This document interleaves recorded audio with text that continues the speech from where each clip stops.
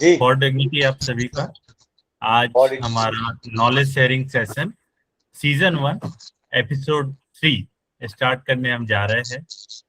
और इसके पहले हम स्टार्ट करें, इसके पहले आप सभी से एक अपील है कि हमारे मूवमेंट की जो मैगजीन है अवेकनिंग फॉर डिग्निटी, उसके लिए हमें आर्टिकल्स की आवश्यकता है। तो आप में से जो भी व्यक्ति कोई आर्टिकल्स लिखने में इंटरेस्टेड है या लिखते हैं, तो कृपया अपने आर्टिकल्स जो है मैगजीन के लिए भेजें, ताकि ज़्यादा से ज़्यादा आर्टिकल्स हमारे इसमें जुड़ते रहे। साथ ही डिग्निफाइड इंडिया के जो सोशल मीडिया के हैंडल्स है, इंस्टाग्राम, यूट्यूब, फेसबुक, ट्विटर, इसके लिए भी हमें ज़्यादा से ज़्यादा कंटेंट की आवश्यकता है। तो जो भी हमारे बीच कंटेंट क्रिएटर है वो डिग्निफाइड इंडिया की जो वैल्यूज है उस पर आधारित कंटेंट बनाते रहे। जैसा कि आप लोग देख भी रहे हैं कि रोज अब कुछ ना कुछ पोस्ट अपलोड किए जाते हैं हमारे वैल्यूज के ऊपर। उसी प्रकार से यदि आप भी कुछ कंटेंट बना सकते हैं तो उसके लिए बहुत सारे कंटेंट क्रिएटर्स इनवाइटेड है, उनकी आवश्यकता है। और जिस प्रकार से डिग्निफाइड इंडिया के सोशल मीडिया हैंडल्स है, उसी प्रकार से समान शिक्षा अभियान इक्वल एजुकेशन कैंप बनाए जा रहे हैं, और उसके लिए भी हमें ज़्यादा से ज़्यादा कंटेंट की आवश्यकता है। तो जो युवा लोग जो सोशल मीडिया पे ज़्यादा एक्टिव है, जो अपने अकाउंट्स पे काफ़ी अच्छे अच्छे कंटेंट्स रील्स बना के डाल रहे हैं, हमें ज़रूरत है कि वो लोग डिग्निफाइड इंडिया के सोशल मीडिया हैंडल्स और साथ ही साथ इक्वल एजुकेशन कैंपेन के जो हमारे सोशल मीडिया हैंडल्स है उसके लिए कंटेंट बनाएं। हमारे बीच में मौजूद जितने सदस्य बुद्धिजीवी लोग, वो कुछ आर्टिकल्स लिखे ताकि मैगजीन में हम उन्हें छाप सके। तो आज का जो केएसएस सेशन है उसकी हम शुरुआत करते हैं, और शुरुआत जो है हम लोग हमारे थीम सॉन्ग से करते हैं। तो मैं थीम सॉन्ग प्ले करता हूँ।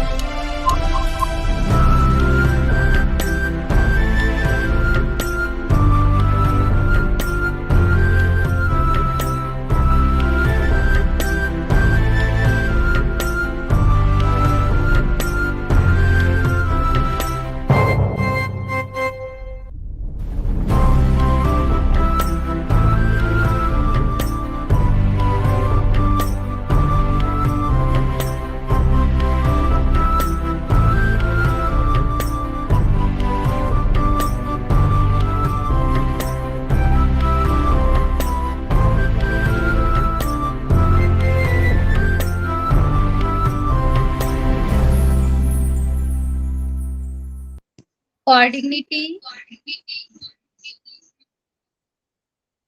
नमस्कार साथियों, मैं आरती कुशवाहा हमारे एमपी की एसएस सीजन अर्थात ज्ञान साझा कार्यक्रम के तीसरे एपिसोड में आप सभी का स्वागत करती हूँ। आज का हमारा केएसएस टॉपिक है फाइनेंशियल लिटरेसी अर्थात वित्तीय साक्षरता। साथियों, आज जैसा कि हम जानते हैं, पूर्व समय से ही जो लोग जीवन भर गलत वित्तीय निर्णय लेते हैं, उनका जीवन स्तर अंततः उस स्तर से काफी नीचे चला जाता है, जो अन्यथा संभव होता है। दुर्भाग्य से जीवन में गलत वित्तीय निर्णय लेने के अवसर बार-बार आते हैं। सही वित्तीय निर्णय लेने के लिए वित्तीय साक्षरता हमेशा से ही महत्वपूर्ण रही है और आज के समय में भी फाइनेंशियल साक्षरता बहुत महत्वपूर्ण है। यह आपको अपने फाइनेंस की जिम्मेदारी लेने, फाइनेंशियल रूप से जिम्मेदार निर्णय लेने, हर समय पैसे बचाने और लोन या कर्ज को अच्छी तरह से मैनेज करने के कौशल प्रदान करता है। वित्तीय साक्षरता वयस्कों और किशोरों दोनों के लिए बहुत महत्वपूर्ण है। जिनके पास बुनियादी वित्तीय साक्षरता के स्किल नहीं है, वे आसानी से हर जगह मौजूद जालसाजों के जाल में फंस जाते हैं। गलत वित्तीय फैसलों को ठीक करने में कई साल लग जाते हैं और इसके लिए हमेशा पर्याप्त समय नहीं होता है। तो वित्तीय शिक्षा क्या है? यह हमारे जीवन में क्यों महत्वपूर्ण है? इसके बारे में विस्तार से जानेंगे हम आज के हमारे स्पीकर अविनाश लेंगुरे जी से। अविनाश जी को इनवाइट करने से पहले मैं आपको उनका परिचय देना चाहूंगी। मुझे श्री अविनाश जी का परिचय देते हुए बहुत ही खुशी हो रही है, जो एक financial adviser, pre IPO consultant, career counsellor और ट्रेनर हैं। अविनाश जी के पास फाइनेंशियल एडवाइजरी सर्विस में 9 साल से ज़्यादा और ट्रेनिंग में 10 साल से ज़्यादा का अनुभव है। उन्होंने बीई इलेक्ट्रॉनिक्स, एमबीए, एचआर और मार्केटिंग एलएलबी की डिग्री हासिल की हैं। उनके पास NISM series, BA, mutual fund distribution, SEBI investor certification और IRDAI IC 138 अर्थात 138 लाइफ इंश्योरेंस सर्टिफिकेशन है और वे अभी इन्वेस्टमेंट बैंकिंग में नैनो डिग्री कर रहे हैं। फाइनेंशियल सर्विसेज इंडस्ट्री में आने से पहले अविनाश जी ने सीएमसी लिमिटेड मुंबई के साथ आईटी इंजीनियर के तौर पर काम किया और गणित और बिजनेस स्टडीज की पढ़ाई भी की है। श्री अविनाश जी ने 20 से ज्यादा करियर काउंसलिंग सेशन किए हैं, 2500 से ज्यादा स्टूडेंट्स को गाइड किया है और 80 से ज्यादा फाइनेंशियल लिटरेसी सेमिनार किए हैं, जिससे जिससे 2500 से भी ज्यादा लोगों को फायदा हुआ है। आइए आज के नॉलेज शेयरिंग सेशन के लिए श्री अविनाश जी का गर्मजोशी से स्वागत करते हैं। पर उससे पहले आप सभी से एक निवेदन है, कृपया फाइनेंशियल लिटरेसी के बारे में विस्तार से जानने के लिए अविनाश जी को ध्यान से जरूर सुनिएगा। इसके बाद जो हमारा केएसएस सेशन है, इसके बाद अविनाश जी आपके मन में उठ रहे सवालों का जवाब भी देंगे। तो आइए अविनाश जी, हमारे आज के एमपी केएसएस सेशन में हम आपका बहुत बहुत स्वागत करते हैं। Over to Avinash ji. Avinash ji, thank you. बहुत बहुत धन्यवाद आरती जी और केएसएस टीम मध्य प्रदेश का।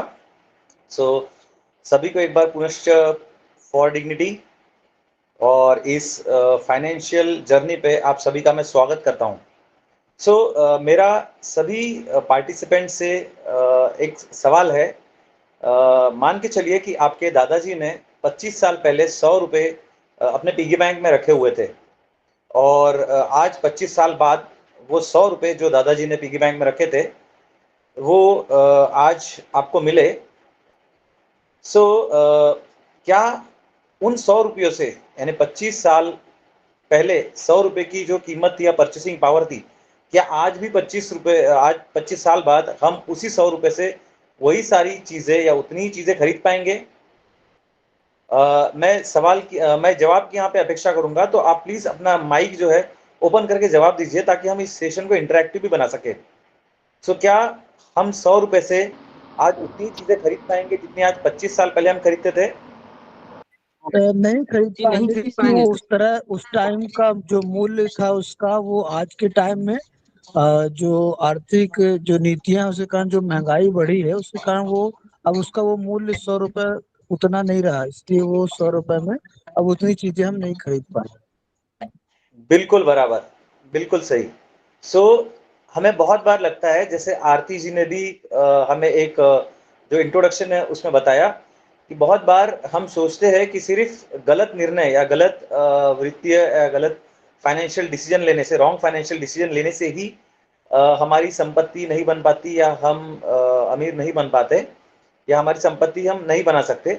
लेकिन गलत आर्थिक निर्णय के साथ साथ ही इन्फ्लेशन, या जैसा अभी इन्होंने कहा कि महंगाई आपके पैसे की जो परचेसिंग पावर है उसे दिन ब दिन कम करते जाती है। सो आज वित्तीय साक्षरता का एक महत्वपूर्ण जो पहलू है, जो हमें जानना चाहिए, हर एक को जानना चाहिए यहाँ पे जो भी उपस्थित है, कि फाइनेंशियल लिटरेसी में एक बहुत इंपॉर्टेंट पहलू है, वो है महंगाई। कि जब तक हम महंगाई को नहीं समझेंगे, या फिर महंगाई कैसे काम करती है, आपके पैसे के मूल्य को कैसे कम करती है, तो तब तक हम कहीं पे भी निवेश कर ले, कहीं पे भी इन्वेस्ट कर ले, तो हम उतना रिटर्न्स या नहीं हमारे पैसे को बढ़ा पाएंगे जितना हम चाहते हैं। ओके, सो आइए इसी एक एग्जाम्पल के साथ हम चालू करते हैं आज का आर्थिक साक्षरता का ये सेशन। सो सबसे पहले आर्थिक साक्षरता यानी कि हमें ये कैसे मदद करता है।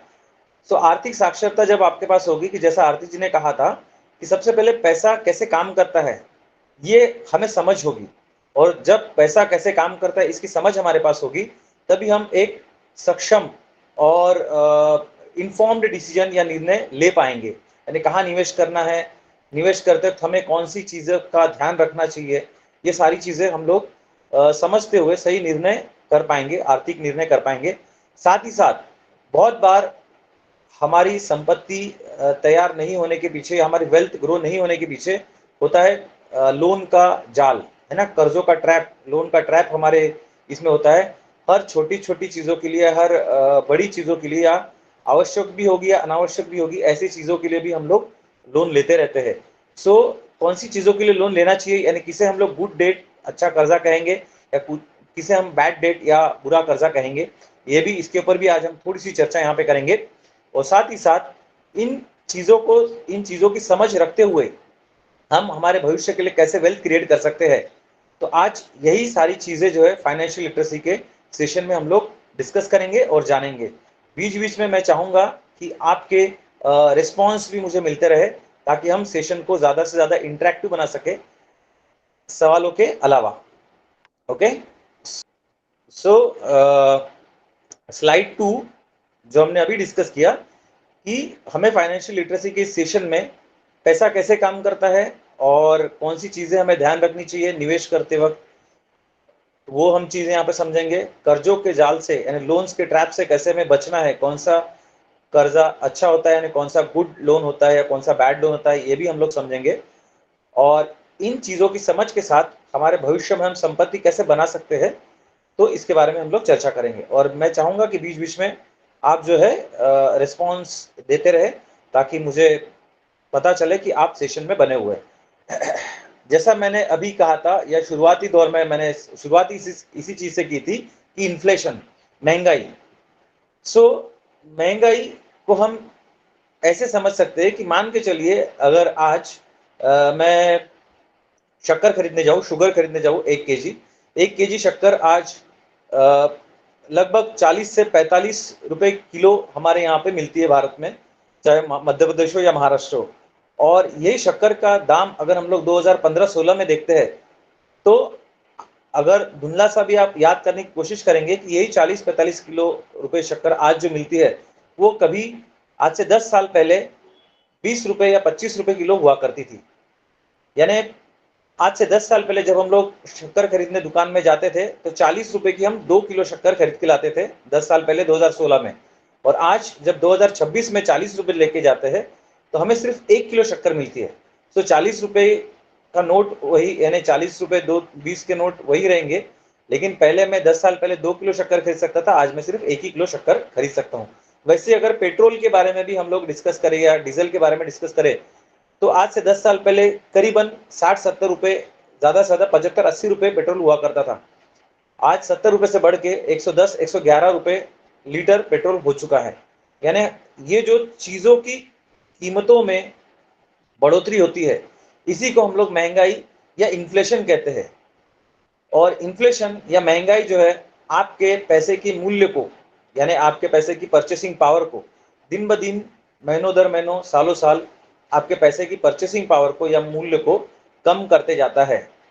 ओके, तो जब भी हम निवेश करें कहीं पे तो हमें ये भी चीजें ध्यान रखना है, या जब भी हम हमारे एक्सपेंस कैलकुलेट करें आज से 10 साल बाद, 15 साल बाद, 5 साल बाद, तो हमें इस महंगाई के दर को भी कंसिडर करना पड़ेगा, सोचना पड़ेगा।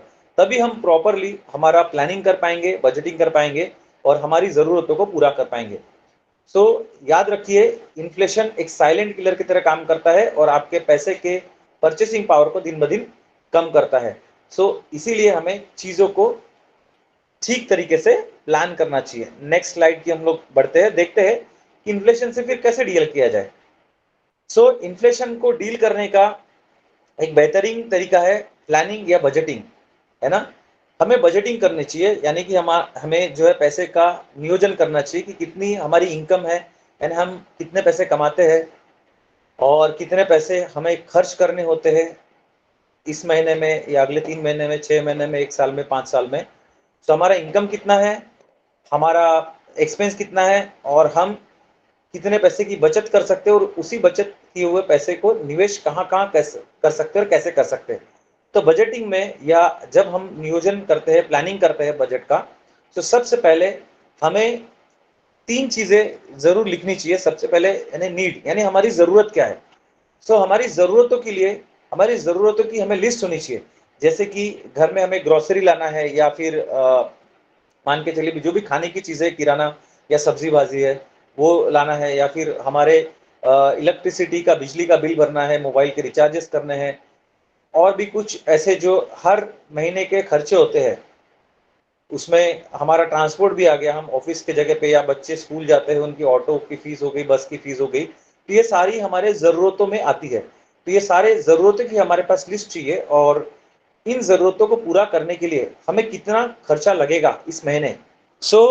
हमें ये एक स्टैंडर्ड रूल कहा जाता है 50-30-20, लेकिन ऐसा कदापि जरूरी नहीं है कि सभी के लिए संभव हो सकता है कि हमारे जरूरत का जो खर्चा है वो ज्यादा हो सकता है, किसी का कम हो सकता है।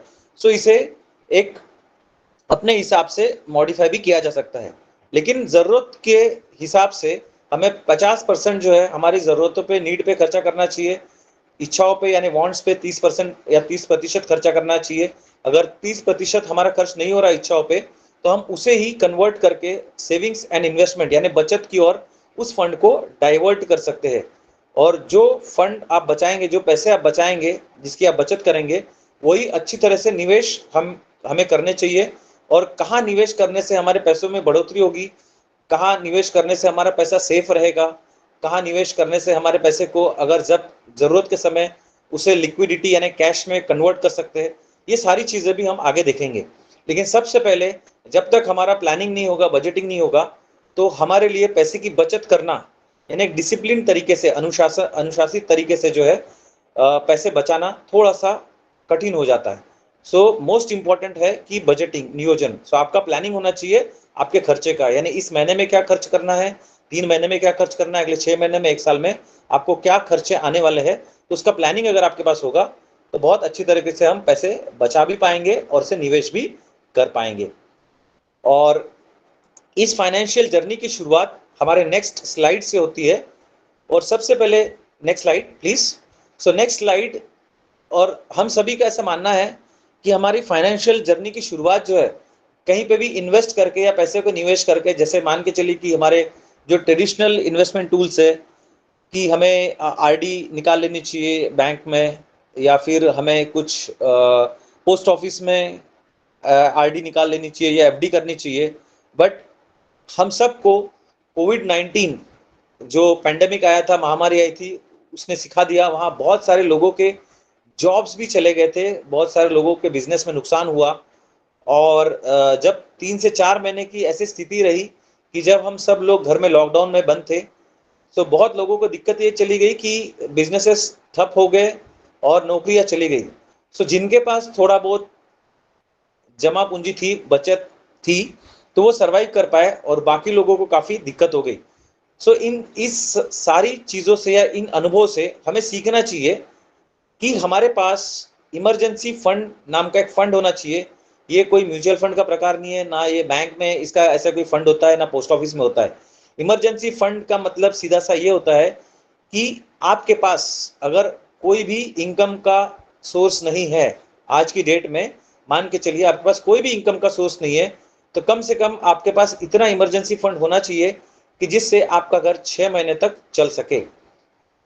एग्जाम्पल के तौर पे अगर आपका महीने का खर्चा 50,000 रुपया है या 25,000 रुपया है, अगर आपके घर का खर्चा 25,000 रुपया है तो 1.5 लाख रुपए यानी कि 6 महीने तक 25,000 आपके पास होने चाहिए।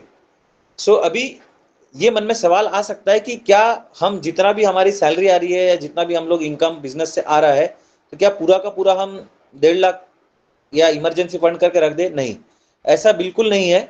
बट कम से कम पैसों से जो भी आपके लिए संभव है उससे शुरुआत हमें जरूर करनी चाहिए। अगर आपकी इनकम 50,000 रुपये महीना है, सो कम से कम आप 5,000 रुपये नहीं तो 2,000 रुपये ही अगले महीने से या इसी महीने से इमरजेंसी फंड में रखना चालू कर सकते हो। तो इमरजेंसी फंड के लिए आप लिक्विड म्यूचुअल फंड का भी चयन कर सकते हो, या आपका सेविंग अकाउंट भी आप उसे सेविंग अकाउंट में भी आप जमा रख सकते हो, या लिक्विड म्यूचुअल फंड सबसे बेस्ट है क्योंकि वो सेविंग अकाउंट से आपको कुछ ज़्यादा इंटरेस्ट भी देगा और ज़रूरत के वक्त पे आप तुरंत आपके पैसे को निकाल भी सकते हो। सो दोस्तों, फाइनेंशियल जर्नी का एक मोस्ट इम्पॉर्टेंट चीज़, जैसे हमने महंगाई को सीखा है, बजटिंग को सीखा है, वैसे इमरजेंसी फंड भी हमारे पास होने चाहिए। ये फंड अगर आपके पास है तो आप कर्जा लेने से बचोगे या दोस्तों से उधार मांगने से आप बच सकते हो। इमरजेंसी कुछ मेडिकल अभी आ सकता है या कुछ ऐसे यानी जो बता के या प्लान करके खर्चे नहीं आ सकते, वो इमरजेंसी फंड उनका टेक केयर कर सकता है, जिससे कर्जा लेने से आप बच सकते हो।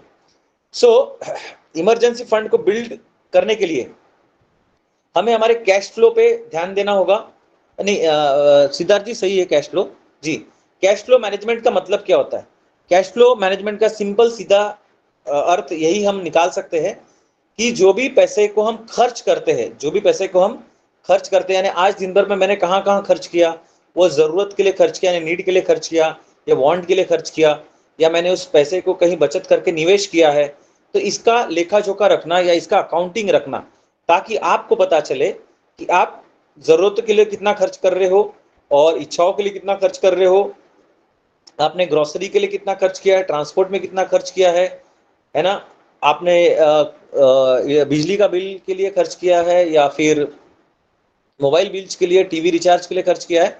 सो जब तक आप ये ट्रैक नहीं करेंगे तो हमें पता नहीं लगेगा कि हमारा पैसा सही दिशा में खर्च हो रहा है या हम फिजूल खर्ची या स्पेंड थ्रिफ्टिंग ज़्यादा कर रहे हैं।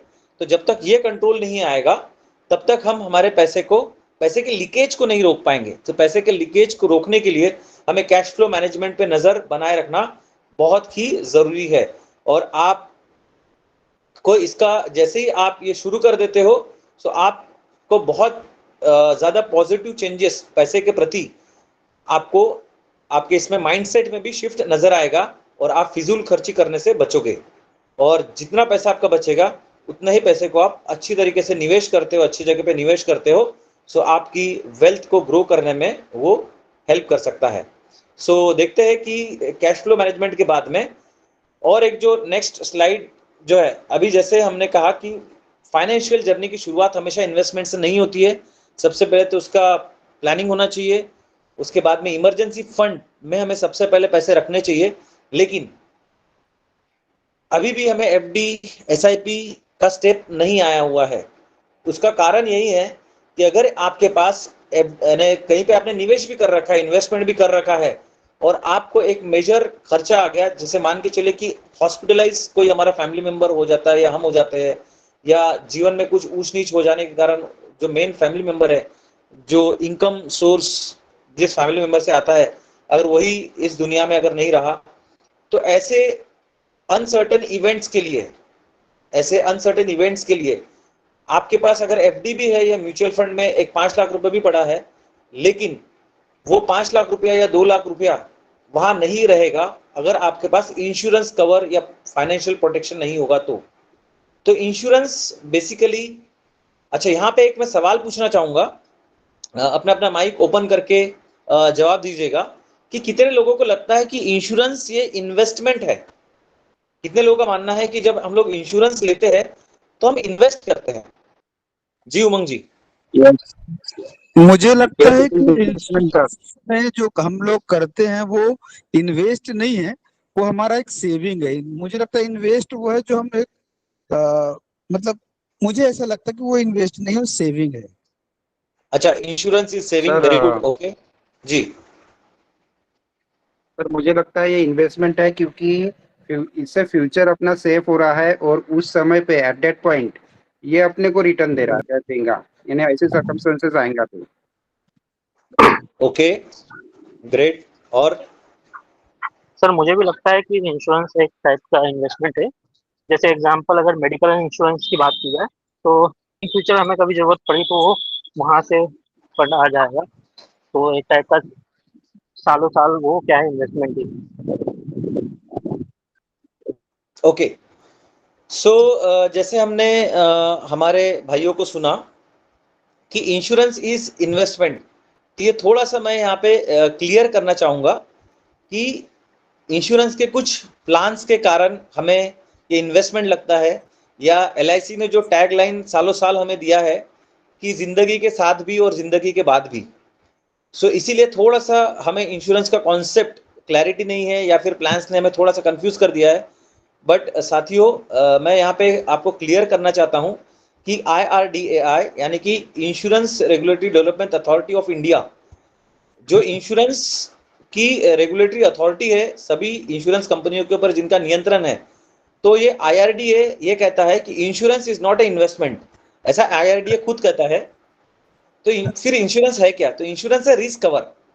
ओके, सो हमारे साथियों ने भी कुछ गलत नहीं कहा, सही कहा, क्योंकि कुछ ऐसे प्लान्स है ना, जिसे एंडोमेंट प्लान्स हम लोग बोलते हैं, एंडोमेंट लाइफ इंश्योरेंस हम लोग बोलते हैं।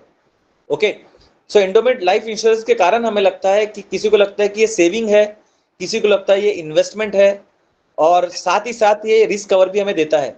लेकिन इंश्योरेंस हमें हर एक के पास होना चाहिए, बट इन्वेस्टमेंट की सोच से नहीं, रिस्क कवर की सोच से। जैसा एक साथी ने कहा कि हेल्थ इंश्योरेंस, जी हाँ बिल्कुल, हेल्थ इंश्योरेंस की जरूरत हमें तब पड़ती है जब हमारा कोई मेंबर, फैमिली मेंबर या हम खुद हॉस्पिटलाइज होते हैं और बिल हजारों में लाखों में आता है। तो उस वक्त अगर हमारे पास हेल्थ इंश्योरेंस नहीं होगा तो हमारी इन्वेस्टमेंट टूटेगी, चाहे वो एफडी हो, आरडी हो, या फिर म्यूचुअल फंड हो, या और कहीं हो, सोना हो, XYZ। तो अगर आपके इन्वेस्टमेंट को आपको प्रोटेक्ट करना है तो हमारे सबके पास insurance as a risk cover, as a financial protection होना ही चाहिए। ऐसे कौन से कंपलसरी इंश्योरेंस है जो हमारे पास होना चाहिए? तो सबसे पहले मैं फर्स्ट नंबर पे रखूंगा हेल्थ इंश्योरेंस को, क्योंकि हेल्थ इंश्योरेंस यानी कि एक अनसर्टेन इवेंट है। हम सोच के बीमार नहीं पड़ सकते, हम सोच के हॉस्पिटलाइज नहीं हो सकते। तो इसीलिए इस अनसर्टेन इवेंट के लिए अगर हमारे पास हेल्थ इंश्योरेंस का प्रोविजन है तो फिर हम हमारा पैसा जो है, हमारी इन्वेस्टमेंट को हम प्रोटेक्ट कर सकते हैं। और हेल्थ इंश्योरेंस हमेशा हमारे फैमिली को कवर, यानी हमारे फैमिली मेंबर्स भी उसमें कवर होने चाहिए। मेन प्रपोजर हम लोग होते हैं, बट हमारे फैमिली मेंबर्स उसमें कवर होने चाहिए, ऐसा हेल्थ इंश्योरेंस हमें लेना चाहिए। दूसरा इंपॉर्टेंट इंश्योरेंस जो है लाइफ इंश्योरेंस। लाइफ इंश्योरेंस में भी दो प्रकार के लाइफ इंश्योरेंस होते हैं। जनरली जिनके पास आज से 10, 15, 20, 25 साल से जो LIC के माध्यम से हम लोग इंश्योरेंस ले रहे हैं, तो वो एंडोमेंट लाइफ इंश्योरेंस हुआ करता था। सो एंडोमेंट लाइफ इंश्योरेंस में आपको रिस्क कवर, यानी कि जो मान के चलिए कि आपने लाइफ इंश्योरेंस क्यों लिया जाता है, सबसे पहले कि जिस व्यक्ति का लाइफ इंश्योरेंस निकाला जाता है, मान के चलिए कि अगर मेरा लाइफ इंश्योरेंस मैं निकालता हूं और इस दुनिया में अगर कल जाके मैं नहीं हूं, तो मेरी जो भी ह्यूमन वैल्यू थी या जो भी मैं कमाता था साल भर का, उसका 20 गुना या 30 गुना जो है पैसा मेरे इंश्योरेंस से मुझे मिलना चाहिए, मेरे फैमिली को मिलना चाहिए। ओके, मान के चलिए अगर मैं साल में 6 लाख रुपए कमाता हूं और मेरी उम्र 30 साल की है, तो 6 लाख इंटू 30 अगर हम लोग करते हैं तो उतना लाइफ इंश्योरेंस का कवर मेरा रहना चाहिए, यानी 1,80,00,000 का इंश्योरेंस मेरे पास रहना चाहिए। लेकिन जब हम, और ये संभव होता है जब आप टर्म लाइफ इंश्योरेंस लेते हो, टर्म लाइफ इंश्योरेंस जब आप लेते हो तो 1 करोड़ का टर्म लाइफ इंश्योरेंस 25 या 30 साल के एज के लिए हार्डली 20,000 या 25,000 आएगा। लेकिन जब आप एंडोमेंट लाइफ इंश्योरेंस लेते हो तो 1 करोड़ के इंश्योरेंस के लिए, 1 करोड़ के रिस्क कवर के लिए आपका प्रीमियम हो सकता है कि 75,000 से 1 लाख तक का चले जाए, क्योंकि एंडोमेंट लाइफ इंश्योरेंस में सेविंग प्लस रिस्क कवर का प्लान होता है, तो इसीलिए आपको रिस्क कवर वहां पे कम मिलता है। सो मेरी आप सभी लोगों से यही सलाह है कि जब भी आप लाइफ इंश्योरेंस निकालें तो आपको हमेशा और हमेशा टर्म लाइफ इंश्योरेंस निकालना चाहिए, क्योंकि टर्म लाइफ इंश्योरेंस में रिस्क कवर ज्यादा होता है और उसका प्रीमियम कम होता है। और जितनी आपकी उम्र कम उतना प्रीमियम कम, जितनी आपकी उम्र ज्यादा उतना आपको रिस्क ज्यादा, उतना प्रीमियम ज्यादा। तो हमें हमारे लाइफ में 2 इंश्योरेंस हर एक के पास होने चाहिए, पहला health insurance with family cover, दूसरा टर्म लाइफ इंश्योरेंस, और तीसरा अगर आप गाड़ी चलाते हो, आपके पास 2 व्हीलर 4 व्हीलर होगा तो मोटर व्हीकल या फिर 2 व्हीलर 3 व्हीलर 4 व्हीलर इंश्योरेंस हमारे पास होना चाहिए। और जब भी हम व्हीकल इंश्योरेंस या मोटर इंश्योरेंस लेते हैं, so always go for comprehensive insurance, third party insurance ना ले, क्योंकि थर्ड पार्टी में हो सकता है कि आपके गाड़ी से अगर किसी गाड़ी का एक्सीडेंट हुआ है तो रिपेयरिंग के खर्चा अगले गाड़ी वाले को ही मिलेगा, आपके गाड़ी के रिपेयरिंग का खर्चा थर्ड पार्टी में आपको नहीं मिलेगा। अगर कॉम्प्रिहेंसिव इंश्योरेंस आपके पास है सो दोनों के रिपेयरिंग का खर्चा आपको मिलेगा। So always go for comprehensive motor insurance.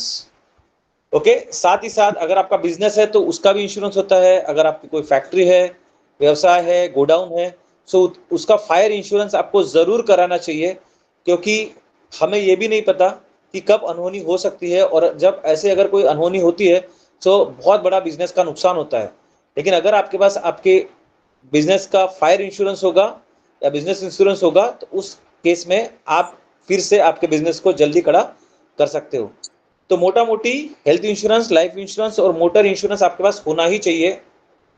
और जिनके बिजनेसेस है और जो ट्रैवल करते हैं, ट्रैवल इंश्योरेंस, फायर इंश्योरेंस, ये सारी इंश्योरेंसेस हमारे पास हो तो हमारे जेब का बहुत सारा पैसा बच सकता है। ओके, सो नेक्स्ट हम चलते हैं कि अभी प्लानिंग कैसा किया जाए। तो सबसे पहले जब तक जैसे हमने बजटिंग किया, तो बजटिंग के साथ साथ बजटिंग हम लोग 1 महीने का कर रहे हैं या अगले 3 या 5 महीने का कर रहे हैं, लेकिन जैसे जैसे हम उम्र के अलग अलग पड़ाव में हैं, तो जो आज बैचलर है उसे बच्चों का एजुकेशन का खर्चा नहीं है, लेकिन वो घर खरीदने के लिए, प्लॉट खरीदने के लिए सोच सकता है, अपने रिटायरमेंट के बारे में सोच सकता है। जिनका विवाह हो चुका है, जो शादीशुदा है और जिनके बच्चे हैं, वो अपने बच्चों के हायर एजुकेशन के बारे में प्लान कर सकते हैं, फैमिली की सिक्योरिटी के बारे में प्लान कर सकते हैं, रिटायरमेंट के बारे में प्लान कर सकते हैं। तो आज से 5 साल बाद, 10 साल बाद, 15 साल बाद, 20 साल बाद का भी प्लानिंग, यानी अगर आज मेरी उम्र 25 साल है और मैं बैचलर हूँ तो मेरे गोल्स अलग हो सकते हैं, लेकिन जैसे मेरी शादी हो जाती है, मैं 30 साल का और मुझे 3 साल का बच्चा है, तो मेरे इसमें हायर एजुकेशन, बच्चे की शादी, घर खुद के लिए और रिटायरमेंट का कॉर्पस। तो ऐसी प्लानिंग्स दोस्तों हमें करनी चाहिए, ताकि उसके हिसाब से हमें कितना पैसा उस वक्त लगेगा और महंगाई उस वक्त कितनी होगी, तो आज के हिसाब से हमें उस वक्त कितना पैसा लगेगा, यानी आज से 10 साल बाद, आज से 15 साल बाद, आज से 20 साल बाद या आज से 30 साल बाद। तो अगर हम ये प्लानिंग करते हैं और उसके हिसाब से आज से इन्वेस्ट करना चालू कर देते हैं डिसिप्लिन तरीके से, तो हमें लोन लेने की जरूरत नहीं पड़ेगी या कम से कम पड़ेगी। तो इसीलिए अगर आज हम प्लानिंग करते हैं हमारे गोल्स, और ये प्लानिंग तब तक नहीं हो सकता कि जब तक आप फाइनेंशियल प्लानर के साथ में या कोई अच्छे दोस्त के साथ में कि जो फाइनेंशियल लिटरेसी की अच्छी समझ रखते हैं, उनके साथ में बैठ के या आपके फैमिली मेंबर्स के साथ में बैठ के आप कुछ इस पे चर्चा नहीं करते हो। तो जब तक चर्चा नहीं करोगे तब तक आपको प्लानिंग या किस मुकाम पे आपको कितने पैसे लगने वाले हैं ये आपको ध्यान में नहीं आएगा। नेक्स्ट स्लाइड में हम लोग देखते हैं कि एक आम इंसान के जो मुख्य जिम्मेदारियां होती है, आर्थिक जिम्मेदारियां होती है। सबसे पहले जैसे हम बोलते हैं कि हमारी नीड क्या है, रोटी कपड़ा और मकान। तो रोटी और कपड़ा जब से हम पैदा हुए तब से सबके पास है। मकान हो सकता है आज हमारे पेरेंट्स के घर में हम रह रहे हो, लेकिन हर एक को ऐसा लगता है कि हमारा खुद का घर होना चाहिए। ठीक है, सो हम सबका ये सपना होता है, या हम सबका ये ड्रीम होता है, हम सबका ये एम होता है कि हमारा खुद का घर होना चाहिए। तो इसके लिए हमें कितने पैसे लगेंगे, यानी आज अगर मैं, चाहे कोई इंदौर में बैठा है, भोपाल में हो, मैं चंद्रपुर में हूँ, नागपुर में, कोई हो सकता है कोई रायपुर से ज्वाइन कर रहा होगा। सो उनके शहरों में अगर आज से मुझे 5 साल बाद घर खरीदना है, या आज से 5 साल बाद मुझे फ्लैट खरीदना है, या प्लॉट खरीद के घर बनाना है, तो कितने पैसे मुझे आज से आज लगेंगे, 5 साल बाद लग सकते हैं, 10 साल बाद लग सकते हैं। तो उसके लिए मैं आज से फंड इकट्ठा कर सकता हूँ। कहाँ से मेरे पास एक लमसम अमाउंट आ रहा है, तो मैं उसे प्रॉपर तरीके से इन्वेस्ट करके 5 साल में वो पैसे को उतना बना सकता हूँ। तो इसके हिसाब से मुझे प्लानिंग करनी होगी। साथ ही साथ हमारे बच्चों के हायर एजुकेशन के लिए सबसे ज़्यादा पैसा लगता है। हालांकि अगर आज हमारे बच्चे प्राइवेट स्कूल में पढ़ते हैं, सो आज बच्चों के स्कूल की फीस ही कम से कम 25-30 हज़ार रुपए सालाना होती है। बस का खर्चा अलग, किताबों का खर्चा अलग, लेकिन उससे भी सबसे ज़्यादा जो पैसा लगता है वो हायर एजुकेशन यानी आफ्टर 12th। तो मान के चलिए कि आज अगर आपका बच्चा 3 साल का होगा और नर्सरी में उसका एडमिशन आपने करा दिया है, तो 18 साल का जब आपका बच्चा होता है, यानी कि ठीक 15 साल बाद आपका बच्चा फर्स्ट ईयर में जाएगा, तो हो सकता है कोई भी वो प्रोफेशनल कोर्स करे या स्किल बेस्ड कोर्स करे, तो उसे उस वक्त कितना पैसा लग सकता है, तो ये हमें आज ही कैलकुलेट एक मोटा मोटी हम लोग कर सकते हैं। तो उसे कैसे किया जाता है, मान के चलिए कि आज अगर मेरा लड़का 3 साल का है और आज से 15 साल बाद वो 18 साल का हो जाएगा, और आज मैं उसे इंजीनियरिंग कराना चाह रहा था, और उसकी इंजीनियरिंग का खर्चा 2 लाख रुपए सालाना है, यानी 4 साल के उसे 8 लाख रुपए लगेंगे। तो आज के 8 लाख रुपए का खर्चा 15 साल बाद कितना होगा, तो मैं इसे महंगाई से मल्टीप्लाई करूंगा। यानी अगर मेरा इन्फ्लेशन का रेट 10% है एजुकेशन के हिसाब से, मोटा मोटी हम लोग एजुकेशन, हेल्थ केयर और कंस्ट्रक्शन में 10% यानी 10% महंगाई का दर हम लोग पकड़ते हैं, तो इसे 10 मल्टीप्लाई बाय 15 यानी 15 साल, हर साल 10% से बढ़ेगा, यानी 150% से मेरे 8 लाख को मुझे सोचना पड़ेगा, यानी उतना पैसा मुझे रखना होगा। यानी 8 लाख का डबल करते हैं यानी 100% और, तो 16 लाख हो जाता है, और उसमें मैं 4 लाख ऐड करूंगा। तो यानी आज अगर मेरा लड़का इंजीनियरिंग करता तो 8 लाख रुपए लगते हैं, लेकिन आज से 15 साल बाद जब इंजीनियरिंग करेगा तो उसे 20 लाख रुपए लगेंगे इन्फ्लेशन के हिसाब से। तो मेरा ये गोल होना चाहिए, मेरा ये विजन होना चाहिए, या मेरा ये डिसिप्लिन इन्वेस्टमेंट होना चाहिए कि 15 साल बाद मैं अपने बच्चे के एजुकेशन के लिए 20 लाख रुपए कैसे जमा कर सकूं। तो उसके लिए आज मैं कैसे इन्वेस्ट करूं, कहाँ करूं और कैसे उसकी प्लानिंग करूं। वैसे ही मुझे घर आज से 10 साल बाद या 20 साल बाद खरीदना, तो उसके लिए अगर 50 से 60 लाख रुपए मुझे लगते हैं, तो वो मैं कैसे जमा कर पाऊंगा।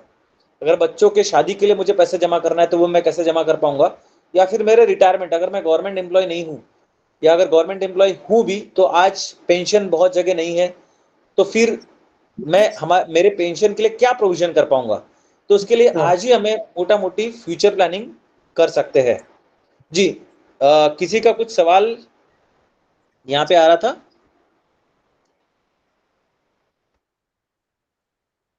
जी शिव कुमार जी, कुछ बोलना चाहते हैं?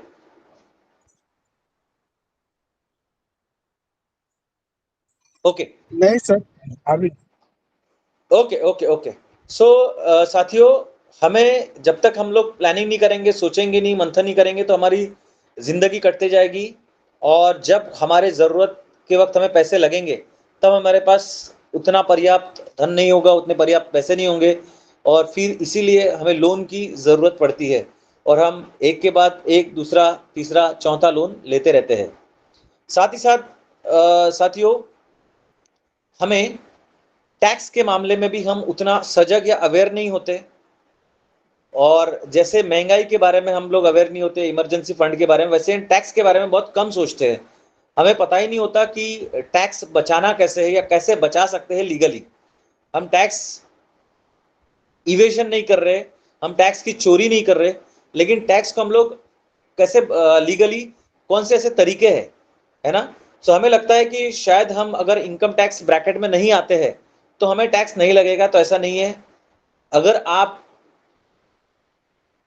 जहां पे मान के चले कि अगर आपने स्टॉक मार्केट या सिक्योरिटीज मार्केट में इन्वेस्ट किया था या फिर आपने कोई प्लॉट लिया था और आज आपने वो बेचा, 10 साल पहले आपने म्यूचुअल फंड में इन्वेस्ट किया था या 10 साल पहले आपने एक 5 लाख रुपए का प्लॉट खरीदा था या 5 लाख रुपए म्यूचुअल फंड में इन्वेस्ट किए थे, और आज आप म्यूचुअल फंड से पूरे पैसे विड्रॉ कर रहे हो जबकि उसकी 5 लाख की कीमत हो गई है 10 लाख रुपए, और आपने 5 लाख में जो प्लॉट खरीदा था उसकी भी कीमत हो चुकी है 10 लाख रुपए। तो आपने 5 लाख रुपए इन्वेस्ट किए थे और जब आप सेल कर रहे हो तो 10 लाख रुपए हो चुके हैं। सो गवर्नमेंट आपका जो ये प्रॉफिट है 5 लाख रुपए आपको जो प्रॉफिट हुआ, चाहे वो म्यूचुअल फंड का केस हो या फिर प्लॉट जो आपने बेचा उसका केस हो, तो इस 5 लाख रुपए को प्रॉफिट को कैपिटल गेन कहा जाता है। सो भले ही आप इनकम टैक्स के ब्रैकेट में आए ना आए, लेकिन आपको सरकार को इस 5 लाख रुपए के ऊपर कैपिटल गेन यानी कि टैक्स देना होता है। अगर आपकी सैलरी मान के चले कि 8 लाख रुपए सालाना है और ये 5 लाख रुपए उसमें जोड़ देते हैं तो आपकी इनकम हो गई 13 लाख रुपए। तो आपको जो है भले ही 12 लाख तक आपको छूट होगी लेकिन 1 लाख के ऊपर आपको टैक्स देना होगा। तो इसे कहते हैं कैपिटल गेन टैक्स। तो ऐसे बहुत सी चीजें हैं कि जो हमें नहीं पता है या हम प्लानिंग नहीं करते, और बहुत बार स्पेशली गवर्नमेंट एम्प्लॉयज या सैलरीड पीपल इनिशियली हम लोग टैक्स का कोई भी प्लानिंग नहीं करते और जनवरी फरवरी मार्च जैसे ही आता है फिर से एक इंश्योरेंस पॉलिसी हम लोग ले लेते हैं और सोचते हैं कि हमारा टैक्स इससे बच जाएगा, लेकिन ये बेहतर विकल्प नहीं है। अगर आप टैक्स का प्लानिंग पहले से ही करते हो, यानी जैसे 1 अप्रैल से हमारा फाइनेंशियल ईयर शुरू होता है, तो आप आपके सीए या टैक्स प्लानर या फिर फाइनेंशियल एडवाइजर के साथ में, जैसे मेरे जो क्लाइंट्स है जब से उन्होंने फाइनेंशियल प्लानिंग के लिए जब मेरे पास आते हैं तो हमारा एक मेन मुद्दा ये भी होता है कि टैक्स प्लानिंग। तो टैक्स प्लानिंग अगर आप शुरुआत में ही कर सकते हो तो आप बहुत सारा पैसा आपका टैक्स में देने से बच सकते हो। उसके लिए आपके टैक्स प्रैक्टिशनर्स आपको जरूर हेल्प करेंगे या फाइनेंशियल प्लानर्स या सीएस आपको जरूर हेल्प करेंगे। तो उनको बताइए कि आपकी सैलरी में से कितना पैसे आने वाला है या बिजनेस में से कितना इनकम आ सकता है और आप कहाँ कहाँ निवेश करने वाले हो या कुछ चीजें सेल करने वाले, कैपिटल गेन आपको आने वाला है। तो ऐसे सारी चीजों का अगर प्लानिंग करते हैं तो फिर आपको तरीके बताए जाएंगे। तो टैक्स को हमें कंसिडर करना होगा हमारे फाइनेंशियल प्लानिंग में। ओके, सो अभी एक्चुअल हमारी जर्नी हम लोग नेक्स्ट स्लाइड से चालू कर रहे हैं। तो ये सारी चीजें, नेक्स्ट स्लाइड सर, ये सारी चीजें पता रहने के बाद ही हमारी एक्चुअल फाइनेंशियल जर्नी चालू होती है। तो सबसे पहले आपके पास आया पैसा यानी इनकम। इनकम से आपने आपके मनी के ऊपर कंट्रोल रखा, यानी आप कंट्रोल कैसे रखेंगे? बजटिंग से। तो जैसे ही हमने बजटिंग किया और उसके बाद हमारा नेक्स्ट स्टेप आता है पिरामिड में कि इमरजेंसी फंड मोस्ट इंपॉर्टेंट है। कि जैसे आप आरडी कर रहे हो 1000 2000 5000 10,000 की, वैसे आप इमरजेंसी फंड भी बिल्ड करना चालू कीजिए। ये बहुत ही इंपॉर्टेंट है। ओके, और जैसे इमरजेंसी फंड हमने वहां पे एक अमाउंट साइड में रखना चाहा, उसके साथ साथ ही उसके बाद हमारे पास इंश्योरेंस पॉलिसी है या नहीं, ये हमें इंश्योर करना है। और नहीं है इंश्योरेंस पॉलिसी आज किसी के पास, तो सबसे पहले हमें भले ही कम रिस्क कवर क्यों ना हो लेकिन इंश्योरेंस पॉलिसी हमारे पास होनी चाहिए। जैसे हमारे पास इंश्योरेंस अगर आज किसी के पास नहीं है तो इंश्योरेंस उनके पास होना चाहिए, एक तो हेल्थ इंश्योरेंस और दूसरा लाइफ इंश्योरेंस। और अगर हमने ये सारे स्टेप्स कंप्लीट कर लिए तब जाके हम इन्वेस्टमेंट का हमें सोचना चाहिए और हमारे पैसे को हम लोग कैसे ग्रो करें और इतना ग्रो करें कि हम एक दिन फाइनेंशियल फ्रीडम की ओर बढ़ सकते हैं। तो फाइनेंशियल फ्री हमें कितने सालों में होना चाहिए उसका भी एक गोल प्लानिंग में या फ्यूचर प्लानिंग में हमें रखना चाहिए। ओके, तो लेकिन मोस्ट इंपॉर्टेंट है कि बजटिंग से हमें आदत लगेगी कैश फ्लो मैनेजमेंट की। कैश फ्लो मैनेजमेंट से हमें पता चलेगा कि कितना पैसा हम बचा पा रहे हैं। उसके बाद इमरजेंसी फंड में भी हमारे पास पैसा होगा और हम लोग सफिशिएंटली रिस्क कवर्ड होंगे, इंश्योर्ड होंगे, तो फिर हम बिल्कुल पीस ऑफ माइंड से, फ्री माइंड से हम इन कर सकते हैं और हमारी संपत्ति को हम बढ़ा सकते हैं। नेक्स्ट स्लाइड से हम लोग देखेंगे। सो हम सभी लोगों ने यहाँ पे जो है चक्रवाढ़ ब्याज या पावर ऑफ कंपाउंडिंग के बारे में हमने सीखा हुआ है। हिंदी में इसे शायद चक्रवाढ़ ब्याज ही कहते होंगे। जिन्हें ये पता है, यानी जहां तक मुझे याद है कि न्यूटन साहब ने, जो हमारे एक बहुत बड़े वैज्ञानिक होके गए हैं, उन्होंने इसे कंपाउंडिंग को या फिर पावर ऑफ कंपाउंडिंग को दुनिया का 8वां अजूबा बताया है। सो 8वां अजूबा बताया तो है, हमने सुना भी है, लेकिन जब तक हम इसका इस्तेमाल नहीं करेंगे तो तब तक हम इसका फायदा नहीं उठा पाएंगे, बेनिफिट नहीं उठा पाएंगे। सो आज बैंक इसका फायदा उठाते हैं, हम इसका फायदा नहीं उठाते। कौन उसका फायदा उठाता है? बैंक इसका फायदा उठाते हैं। बैंक कैसे फायदा उठाता है? हमें लोन देके। और हम नुकसान में कैसे आते हैं? पावर ऑफ कंपाउंडिंग से। हम जो ब्याज देते हैं वो भी कंपाउंडिंग के हिसाब से ही हम ब्याज देते हैं। लेकिन अगर हमें इसको रिवर्स करना है, सो हमें आज से ही, भले ही छोटी छोटी अमाउंट में क्यों ना हो, इन्वेस्ट करना चालू करना है। और कहाँ पे इन्वेस्ट करें हम? कि ऐसे जगह पे हमें इन्वेस्ट करना है जहाँ पे हमें सेफ्टी भी मिले, हमारे पैसे की बढ़त भी हो, और अथॉरिटी के द्वारा रेगुलेटेड भी हो, यानी कोई ना कोई सर्वोच्च संस्था के नियम के नीचे वो संस्था है, यानी जहाँ पे भी हम लोग इन्वेस्ट कर रहे हैं वो इंस्टीट्यूशन काम कर रहे हैं, तो ताकि हमारी सेफ्टी भी इंश्योर हो, हमारी पैसे बढ़े भी, और सर्वोच्च संस्था के नियम के नीचे भी काम कर रहा है। और साथ ही साथ जब हम पैसे की जरूरत है तो हमें लिक्विडिटी यानी कैश में उसे कन्वर्ट भी करते आना चाहिए। तो ऐसे बहुत से एग्जाम्पल है ना। तो हमारे ट्रेडिशनल एग्जाम्पल है गोल्ड, रियल इस्टेट, बराबर, या फिर हम लोग आरडी एफडी में भी इन्वेस्ट करते हैं। बट आरडी और एफडी की अगर मैं बात कहूँ तो आरडी में कितने प्रतिशत या रेट ऑफ इंटरेस्ट हमें मिलता है? ज़्यादा से ज़्यादा 7 से 8%। एफडी में हमें 6 से 7%, उससे ज़्यादा नहीं मिलता है। ओके। और महंगाई के दर को भी जब हम लोग देखते हैं, इन्फ्लेशन रेट को जब हम लोग देखते हैं, तो इन्फ्लेशन का रेट होता है 6%। तो अगर आपको एफडी में 6% मिल रहा है और इन्फ्लेशन का रेट भी 6% है, महंगाई का दर भी 6% है, तो भाई साहब आप नो लॉस नो प्रॉफिट में हो। आपका पैसा सेफ है but no loss no profit में है। तो फिर हमें क्या करने चाहिए? तो फिर हमें ऐसे इंस्ट्रूमेंट्स ढूंढने चाहिए कि जो हमें कम से कम 10% दे, 11% दे, 12% दे, 15% दे, सेफ भी हो, नियमों के नीचे भी काम कर रहा है। सो ऐसा एक हमारे पास में, एक नहीं एक से ज़्यादा हमारे पास में आज इन्वेस्टमेंट के पर्याय उपलब्ध है। जैसे कि उसमें से एक हम लोग सभी जानते हैं, एसआईपी या म्यूचुअल फंड के नाम से। तो नेक्स्ट स्लाइड में हम लोग देखते हैं कि एसआईपी की ये पावर होती क्या है ना। तो उससे पहले हम ये जानेंगे कि हमें कंपाउंडिंग या फिर उसमें सेविंग, आज सिर्फ बचत सफिशिएंट क्यों नहीं है? बचत सफिशिएंट इसलिए नहीं है, यानी पैसे को हम लोग सिर्फ सेविंग अकाउंट में रखते हैं तो हम फायदे में क्यों नहीं रहते हैं? जबकि हमारे दादाजी या फिर नाना जी, इनके सेविंग अकाउंट में ही पैसे रख के इन्हें अच्छा खासा ब्याज मिलता था, लेकिन आज वो नहीं मिलता। क्योंकि उस वक्त अगर आप देखोगे आरबीआई की वेबसाइट पे जाके कि आपके सेविंग अकाउंट या एफडी फिक्स डिपॉजिट का भी रेट 12 से 13% रिटर्न्स हुआ करते थे, जबकि आज वो आधे हो गए हैं। और महंगाई तब 2 से 3% हुआ करती थी, आज महंगाई डबल हो गई है। तो इसीलिए बचत में रखने से, पैसे सेविंग अकाउंट में रखने से सफिशिएंट नहीं होगा, क्योंकि पैसे की परचेसिंग पावर कम होगी। इसीलिए हमें ऐसे जगह निवेश करना चाहिए कि जहां हमारा पैसा कंपाउंडिंग हो, जो हम लोग देखते हैं नेक्स्ट स्लाइड में कि कैसे हम इसे कर सकते हैं म्यूचुअल फंड या एसआईपी की मदद से। Next slide please.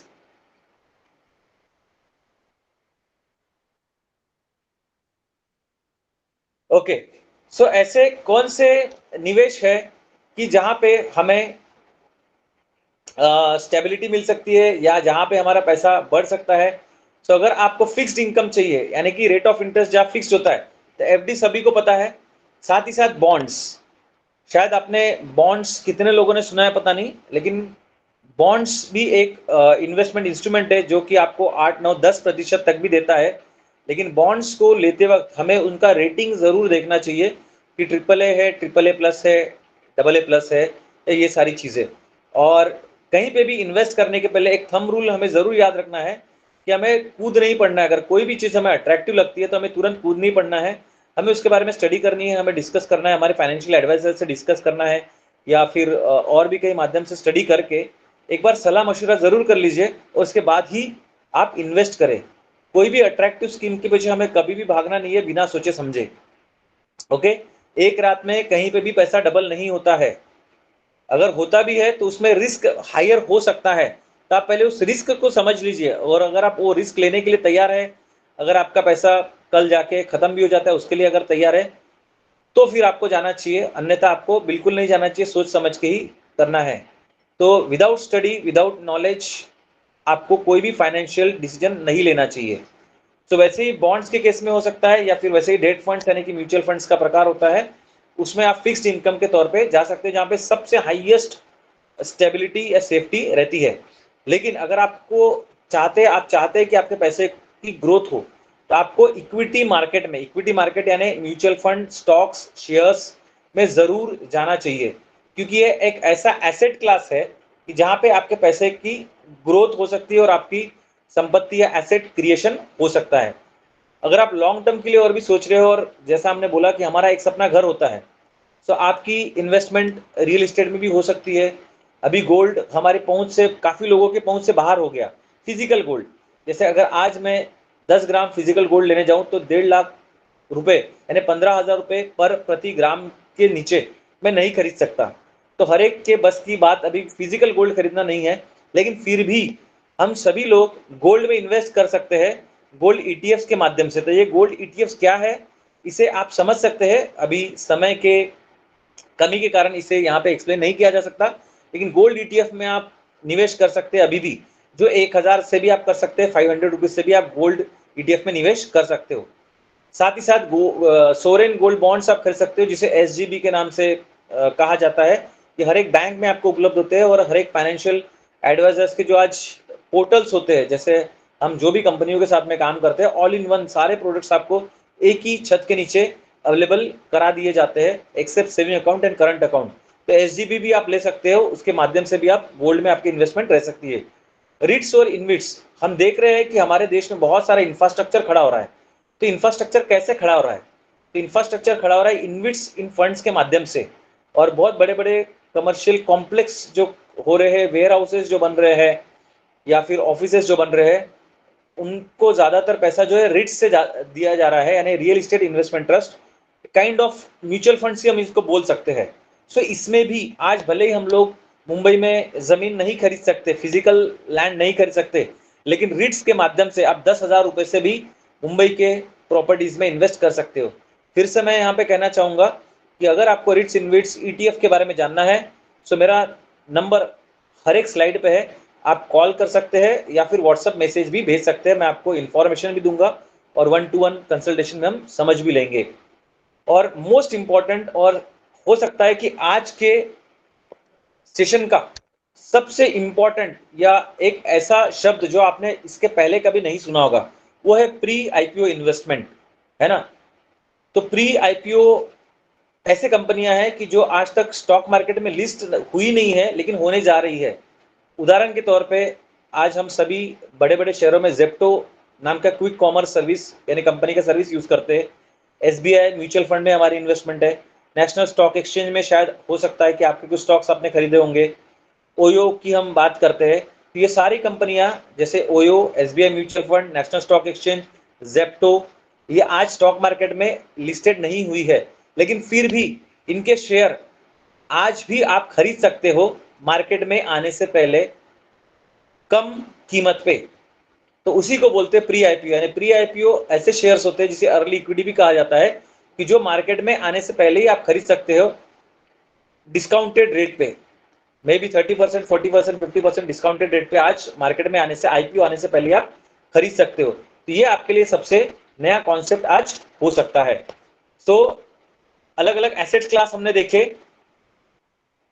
तो अगर ऐसे एसेट क्लास में अगर आप इन्वेस्ट करते हो, तो जहां थोड़ा सा पैसा आप सेफ्टी में रख सकते हो, थोड़ा सा पैसा ग्रोथ और वेल्थ क्रिएशन में रख सकते हो, थोड़ा सा पैसा आप लॉन्ग टर्म के लिए इन्वेस्ट कर सकते हो। सो इसका कॉम्बिनेशन हमें हमेशा रखना चाहिए। जैसे नेक्स्ट स्लाइड में या इसी स्लाइड में हम लोग देख रहे हैं कि एसेट एलोकेशन हमें कैसे रखना चाहिए। तो जैसे देख पा रहे हैं हम लोग कि 50% जो है इक्विटी म्यूचुअल फंड में हम रख सकते हैं, यानी 50% जो है म्यूचुअल फंड में निवेश कर सकते हैं, इक्विटी म्यूचुअल फंड में। इक्विटी यानी कि ऐसे म्यूचुअल फंड्स जिनका इन्वेस्टमेंट शेयर मार्केट में होता है, जिन्हें शेयर मार्केट नहीं समझ में आता, लेकिन फिर भी शेयर मार्केट से बेनिफिट लेना चाहते हैं। सो इक्विटी म्यूचुअल फंड जैसे large cap, small cap, mid cap और इंडेक्स फंड्स, ये ऐसे इक्विटी म्यूचुअल फंड्स है, यहाँ पे हम कर सकते हैं। या फिर debt mutual funds, overnight mutual funds, liquid mutual funds, जहाँ पे रिस्क कम होता है लेकिन रिटर्न्स भी कम होता है, ऐसे इसमें रख सकते हैं। तो आप देख पा रहे हो कि 70% म्यूचुअल फंड से या फिर बॉन्ड से हम लोग ये कर सकते हैं, 50% म्यूचुअल फंड और 20% बॉन्ड्स या डेट फंड्स यानी कि लिक्विड म्यूचुअल फंड्स। वैसे साथ ही साथ हमारा कुछ फंड जो है रिट्स इनविट्स में होना चाहिए और कुछ गोल्ड में होना चाहिए। इस प्रकार से हम हमारे पैसे को जो है डिवीजन कर सकते हैं और इसे एक सिंपल रूल कहा जाता है कि do not put all eggs in the same basket, यानी हमें एक ही टोकरी में जो है सारे के सारे अंडे नहीं रखने चाहिए, क्योंकि क्या होगा कि अगर टोकरी गिर गई तो सारे के सारे अंडे फूट जाएंगे। यानी अगर पूरा का पूरा पैसा मैंने 100% पैसा म्यूचुअल फंड में अगर रख लिया और कल जाके मार्केट थोड़ा लो चल रहा है और मुझे ज़रूरत पड़ी तो मैं नुकसान में, भले पैसा मुझे मिल जाएगा लेकिन नुकसान में मुझे पैसा मिलेगा नहीं, उसकी वैल्यू थोड़ी सी कम रहेगी। तो इसीलिए हमारा कुछ पैसा हमें म्यूचुअल फंड में रखना चाहिए, कुछ पैसा गोल्ड में या बॉन्ड्स में इन्वेस्ट करना चाहिए, कुछ पैसा हमें रिट्स इनविट्स में इन्वेस्ट करना चाहिए। ओके, सो नेक्स्ट स्लाइड में हम लोग देखते हैं कि अभी हमारे पास नई प्रकार की जो वेल्थ क्रिएशन अपॉर्चुनिटीज है वो कौन सी है। जैसे हम ऑलरेडी इसको डिस्कस कर चुके और कर भी रहे हैं कि म्यूचुअल फंड हमें क्यों चूज करना चाहिए, क्योंकि म्यूचुअल फंड अगर आप कम से कम 5 से 10 साल आप म्यूचुअल फंड में इन्वेस्टेड रहते हो तो आपको ये कितने भी वर्स्ट केस में हो, चाहे कितनी भी लड़ाइयाँ चल रही हो, कितने भी युद्ध चल रहे हो, कितने भी महामारियां आ जाए या भूकंप आ जाए, कुछ भी हो जाए, हर परिस्थिति में 5 से 10 साल के बीच में म्यूचुअल फंड जो है आपको कम से कम 12 से 15% का रिटर्न देता है। तो अगर हम लोग 12% का रिटर्न भी देखते हैं या पकड़ते हैं और महंगाई के दर को भी कंसिडर करते हैं तो 12 से कम आपका पैसा बढ़ता है, जो कि एफडी में नहीं हो रहा है। तो म्यूचुअल फंड सेफ भी है और आपके पैसे को कम से कम 6 से 9% से वो बढ़ाएगा। अभी ईटीएफ, तो ईटीएफ एक प्रकार की म्यूचुअल फंड्स ही होते हैं, बट वो आपको शेयर मार्केट में जैसे शेयर्स खरीदते हैं वैसे ETF kind of mutual fund है जो शेयर्स के जैसे खरीदे और बेचे जाते हैं। तो इसमें और ईटीएफ का फायदा यह है कि आपको इसमें जो चार्जेस होते हैं या जो एक्सपेंसेस होते हैं फंड मैनेजिंग के वो नहीं देने पड़ते, बहुत कम होते हैं। तो इसमें आपको म्यूचुअल फंड से थोड़ा और ज्यादा बेनिफिट मिलता है। साथ ही साथ रीट्स और इनविट्स, रीट्स यानी कमर्शियल प्रॉपर्टीज में आपकी इन्वेस्टमेंट होती है थ्रू फंड्स यानी कि म्यूचुअल फंड जैसे। इनविट्स यानी कि वो माध्यम है जहाँ पे बड़े बड़े इंफ्रास्ट्रक्चर प्रोजेक्ट्स चालू है हमारे गवर्नमेंट के, जैसे रोड हो गया, रेल हो गए, ब्रिजेस हो गए, ड्रेनेज कैनल्स हो गए। तो यहाँ पे जो भी इंफ्रास्ट्रक्चर डेवलपमेंट हो रहा है तो ये पैसा कहीं ना कहीं मार्केट से ही जा रहा है और वो इनविट्स फंड के माध्यम से जा रहा है। तो इसमें भी आप इन्वेस्ट कर सकते हो। कई लोगों को पता होगा शायद कि आईपीओ का मतलब होता है इनिशियल पब्लिक ऑफरिंग। जब भी कोई शेयर स्टॉक मार्केट में लिस्टेड होने जा रहा होता है तो उस प्रक्रिया या प्रोसेस को बोलते हैं आईपीओ। हमें अप्लाई करना होता है, लेकिन इसके कुछ लिमिटेशंस होते हैं। कुछ लिमिटेशंस ऐसे होते हैं कि हमें 15,000 से ऊपर ही अमाउंट चाहिए इन्वेस्ट करने के लिए, अप्लाई करने के लिए। 2 लाख से ऊपर हम लोग इन्वेस्ट नहीं कर सकते। और यहाँ पे लॉटरी सिस्टम होता है, तो यहाँ पे शेयर्स कम और अप्लाई करने वाले लोग ज्यादा होने के कारण जिन्हें लॉटरी लगी उन्हीं को शेयर अलॉट होते हैं, अन्यथा नहीं होते। लेकिन इसी चीज से निपटने के लिए है प्री आईपीओ। मान के चलिए अभी भी आपको अगर जेप्टो के शेयर्स लेने हैं, एनएससी, एसबीआई, एएमसी, ओयो के शेयर्स लेने हैं, ओके, आज भी आप खरीद सकते हो, क्योंकि ओयो के शेयर आज से 5-6 महीने बाद आने वाले हैं, एसबीआई, एएमसी के शेयर्स भी आज से 2-3 महीने बाद आने वाले हैं। लेकिन वो शेयर्स आज ही आप प्री आईपीओ इन्वेस्टमेंट के माध्यम से आप खरीद सकते हो, और वो भी उतना ही सेफ है जितने आईपीओ या लिस्टेड शेयर्स सेफ है, क्योंकि ये प्री आईपीओ शेयर्स भी आपको आपके डीमैट अकाउंट में ही मिलेंगे। और डीमैट अकाउंट पूरे इंडिया में जो भी डीमैट अकाउंट्स है, भले ही प्लेटफॉर्म्स हमारे अलग अलग होते हैं, जीरोधा, ग्रो, एंजल वन, लेकिन सारे डीमैट अकाउंट्स को मैनेज करने का काम या तो सीडीएसएल या एनएसडीएल करता है, और सीडीएसएल और एनएसडीएल को कंट्रोल करती है सेबी यानी securities exchange board of India. Pre IPO shares में भी उतनी ही सेफ्टी और सिक्योरिटी है, और वो भी अथॉरिटी के द्वारा कंट्रोल किया जाता है। तो फिर प्री आईपीओ का बेनिफिट मैं शॉर्ट में यही बताऊंगा कि जो काम म्यूचुअल फंड आपका 20 साल में करता है, यानी अगर म्यूचुअल फंड में आप 1000 रुपए इन्वेस्ट करते हो तो 20 साल बाद वही आपके 4000 रुपए हो जाएंगे, या 1 लाख इन्वेस्ट करते हो तो 4 लाख रुपए हो जाएंगे। तो प्री आईपीओ वही काम जो है 5 से 7 साल में कर देता है। यानी अगर आप प्री आईपीओ में आज 1 लाख रुपए इन्वेस्ट करते हो तो 5 से 7 साल में आप मिनिमम 3 से 5 लाख रुपए आपके पैसों की बढ़ोतरी देख सकते हो। इसका कारण यह है कि एक सिंपल उदाहरण के तौर पे समझते हैं प्री आईपीओ को कि आज आप किसान के खेत से डायरेक्टली जाके माल खरीद रहे हो, यानी कोई भी सब्जी खरीदते हो या फिर अनाज खरीदते हो तो आप किसान के खेत से जाके खरीदते हैं। मान के चले कि आज टमाटर या टोमेटो अगर मार्केट में 40 रुपए किलो बिक रहे हैं तो किसान से 5 रुपए किलो या 10 रुपए किलो में खरीदे जाते हैं। शायद 10 रुपए भी मैंने ज्यादा बोल दिए, तो फिर भी 10 रुपए किलो किसान के खेत में जाके हमें टमाटर मिल सकते हैं। लेकिन वही टमाटर जब ट्रांसपोर्ट के द्वारा मार्केट में आते हैं, मार्केट से रिटेलर्स के पास आते हैं, सब्जी भाजी वालों के पास आते हैं, भैया दीदियों के पास, और वहां से हम 40 रुपए में खरीदते हैं। लेकिन वही चीज अगर किसान के खेत में जाके खरीदे तो 10 रुपए किलो में मिल रही है। तो ऐसा समझ सकते हैं कि प्री आईपीओ शेयर्स हम लोग डायरेक्ट किसान से खरीद रहे हैं, तो इसीलिए हमें ये डिस्काउंटेड रेट में मिलता है। तो अगर आप लोगों ने शार्क टैंक इंडिया देखा होगा तो शार्क टैंक इंडिया में शार्क्स या जो एंजल इन्वेस्टर्स होते हैं वो अपना फंड देते हैं 10 लाख 20 लाख 25 लाख, और अगेंस्ट में उनको अर्ली इक्विटी या इक्विटी मिलती है। तो इक्विटी का ही मतलब होता है प्री आईपीओ शेयर्स। तो इसके बारे में भी आपको अगर अधिक जानकारी चाहिए तो आप संपर्क कर सकते हैं, समझ सकते हैं। और उसके बाद अगर आपको लगता है कि आपके पास समय कम बचा हुआ है, यानी 20 साल नहीं है, आपके पास 5 से 10 साल ही है, तो बिल्कुल आप जो काम आपका म्यूचुअल फंड कर सकता है 20 साल में, वो काम प्री आईपीओ 5 से 7 साल में 100% कर सकता है। उससे ज्यादा भी रिटर्न्स आपको मिल सकते हैं। इसके कई उदाहरण आपको यूट्यूब में मिल जाएंगे। सो हम देखते हैं कि नेक्स्ट स्लाइड में हमें और क्या अपॉर्चुनिटीज अवेलेबल है। सो म्यूचुअल फंड के बारे में ज्यादा बताने की जरूरत नहीं है, लेकिन म्यूचुअल फंड में इन्वेस्ट करना बहुत सेफ है, क्योंकि ये फंड जो है प्रोफेशनल्स के द्वारा मैनेज किया जाता है, जिसे फंड मैनेजर कहते हैं। आप इसमें 500 रुपए 1000 रुपए से भी इन्वेस्टमेंट चालू कर सकते हो, और ये पावर ऑफ कंपाउंडिंग के हिसाब से काम करता है। पावर ऑफ कंपाउंडिंग के हिसाब से काम करता है। इसमें रिस्क कम से कम है। तो जिन्हें शेयर मार्केट की समझ नहीं है लेकिन उससे फायदा उठाना चाहते हैं तो शुरुआत तो म्यूचुअल फंड से कर सकते हैं, जो सेफ है, सिक्योर्ड है और प्रोफेशनल्स के द्वारा मैनेज किया जाता है। ओके, सो जैसा कि आप सभी लोगों को इंट्रोडक्शन में बताया गया कि सर्टिफाइड म्यूचुअल फंड डिस्ट्रीब्यूशन मैं पिछले 9 साल से हूं और प्री आईपीओ में पिछले 2 साल से हूं। तो बिल्कुल आप समझने के लिए और जानकारी के लिए सेशन के बाद भी अपॉइंटमेंट के थ्रू हम लोग 1-to-1 सेशन में इसे और बेहतर तरीके से समझ सकते हैं।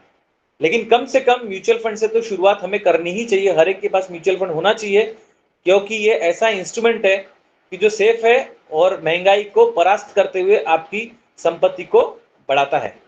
Next slide please. ओके, सो ये दिखाया गया है कि 10 साल अगर आप निवेशित रहते हो, 6 लाख रुपए आप इन्वेस्ट करते हो, तो 10 साल बाद आपकी जो रकम है वो 5,64,000 हो जाती है। लेकिन 20 साल, तो यहाँ पे 20 साल में देखोगे कि इन्वेस्टेड अमाउंट 12 लाख हो गई, बट आपका जो वेल्थ क्रिएशन है वो 38 लाख तक पहुंच गया है। वही 30 साल अगर आप रखते हो तो देखिए कि 6 लाख से ही आपका ये बड़ा है, लेकिन आपकी जो अमाउंट है टोटल वो 1,57,00,000 के आसपास हो चुकी है। सो ये है power of compounding through mutual fund. So जिसमें रिस्क कम से कम है और आपके पैसे की बढ़त गारंटीड है। सो नेक्स्ट स्लाइड की हम लोग और बढ़ते हैं। ओके, सो ये मैं आपको ऑलरेडी बता चुका हूं कि आईपीओ और प्री आईपीओ में क्या क्या अपॉर्चुनिटीज है। सो जैसे हम लोग देख पा रहे हैं कि ये एक उदाहरण के तौर पे बीएसई का जो शेयर है वो यहाँ पे नंबर्स आंकड़े कुछ ठीक नहीं है, फिर भी आज बीएसई का शेयर जो है 4,000 रुपए के आसपास है। आप देख सकते हो सीडीएसएल का शेयर भी अगर आप गूगल करते हो तो भी आपको दिखाई देगा। सीडीएसएल का शेयर भी 2,000 के आसपास है। डीमार्ट का शेयर जो है 5-4,000 के आसपास है, जबकि आज से 7-8 साल पहले ये सभी शेयर 200, 300, 400 रुपए में मिल रहे थे। 2017 में इनका आईपीओ आया है बीएसई, सीडीएसएल और डीमार्ट का। तो 2017 में ये 600 से 800 रुपए के अंदर ही लॉन्च हुए और आज 4,000 के आसपास, 3,000 के आसपास इनकी कीमतें हैं। सो नेक्स्ट स्लाइड जी। सो अभी आपका नेक्स्ट स्टेप क्या होना चाहिए? तो सबसे पहले सेशन तो आज यहाँ पे खत्म हो जाएगा, बट हमें सीखना बंद नहीं करना है, हमें सीखना कंटिन्यू रहना चाहिए, क्योंकि नई नई चीज़ों की जानकारी, क्योंकि इसमें फाइनेंशियल फ्रॉड्स जो आज हमने यहाँ डिस्कस नहीं किया, अलग अलग प्रकार के फाइनेंशियल फ्रॉड्स आते रहते हैं, तो उससे भी हमें बचना है। तो इसीलिए हमें नई नई जानकारी लेते रहनी चाहिए। जब सीखते रहेंगे, इसका अभ्यास करते रहेंगे, तो हम टच में रहेंगे, और टच में रहने के कारण इस नॉलेज के हम डिसिप्लिन तरीके से इन्वेस्ट कर पाएंगे। सो इस जर्नी को कंटिन्यू रखने के लिए आप 1-to-1 सेशन कर सकते हो मेरे साथ, जिसका कोई चार्जेस नहीं होता है। हम आपका प्लानिंग कर सकते हैं, फाइनेंशियल प्लानिंग कर सकते हैं, और इस प्लानिंग के हिसाब से कैसे कैसे इन्वेस्ट करना चाहिए ये हमें डिसाइड कर सकते हैं आपकी फ्री फाइनेंशियल हेल्थ चेकअप के बाद में। So thank you so much. मेरा प्रेजेंटेशन यहीं पे खत्म होता है, क्योंकि नेक्स्ट स्लाइड हमारी थैंक यू की है। सो आप सब ने बहुत अच्छी तरीके से सुना, और अभी आपका क्वेश्चन एंड आंसर का सेशन है। So the session is open for question and answer, please. जी हेलो सर। जी बोलिए। सर ये जैसे आपने SIP की है, जैसे बताया आपने कि 10 साल 15 साल, ये 10 साल 20 साल और 30 साल वाला, तो जैसे 30 जी जी साल जी में जी कोई मेच्योरिटी रहती है, तो ये मेच्योरिटी में टैक्स कितना कटता है सर उसमें फिर? हाँ, इसमें टैक्स बिल्कुल लगता है। इसमें LTCG यानी लॉन्ग टर्म कैपिटल गेन लगेगा आपका। तो अभी तो ये 12.5% है, और ये टैक्स लगता है सिर्फ कैपिटल गेन के ऊपर। मान के चलिए आपने 18 लाख रुपए इन्वेस्ट किए, और आपके 1 जी करोड़ 57 लाख हुए, तो 1 करोड़ 57 लाख में से आप 18 लाख रुपए निकाल लीजिए। सो 1 करोड़ 39 लाख के ऊपर आपको 12.5% का टैक्स लगेगा सर। उसमें जी बिल्कुल जी टैक्स जी। है, लॉन्ग टर्म कैपिटल गेन। और जैसे शॉर्ट टर्म वाले में सर, जो अपन जो शेयर मार्केट में जो ऐसे लगाते हैं, यानी शेयर मार्केट में जो इन्वेस्ट करते हैं, जैसे जी 1 महीने 2 महीने 3 महीने के लिए, जो इसमें जो भी बेनिफिट अपन निकल जाता है, तो हाँ, उसमें किस टाइप का टैक्स रहता है सर? उसमें सर 2-3 प्रकार का टैक्स रहते हैं। एक सिक्योरिटी ट्रांजैक्शन टैक्स करके भी लगता है, STT, लेकिन अब बहुत ही नाम मात्र होता है। और इसमें मान के चलिए कि आपने 100 रुपए का शेयर खरीदा और 115 पे उसे बेचा, बराबर, जी तो आपको टैक्स सिर्फ 15 रुपए पे लगता है, 115 पे नहीं लगता। Sir sir. जी जी जी। तो तो हम बहुत लोगों ने एक दो बार ऐसे यूज किया था सर, लेकिन उसमें बहुत सारा पैसा कट गया था। हालांकि हमने ज्यादा बड़ा नहीं करे थे, ऐसे ही छोटा मोटा है, 2,000 4,000 5,000 10,000 20,000 वाले। ओके ओके, तो कितना तो पैसा कटा था आपका? उसमें सर एक था भी, जैसे सिल्वर वाला आया था, उसमें हमने लिए थे 400 के लिए थे। 400 में से वो लगभग में 80-90 रुपए कट गया था सर उसमें। नहीं तो शेयर की प्राइस कम हुई होगी शायद।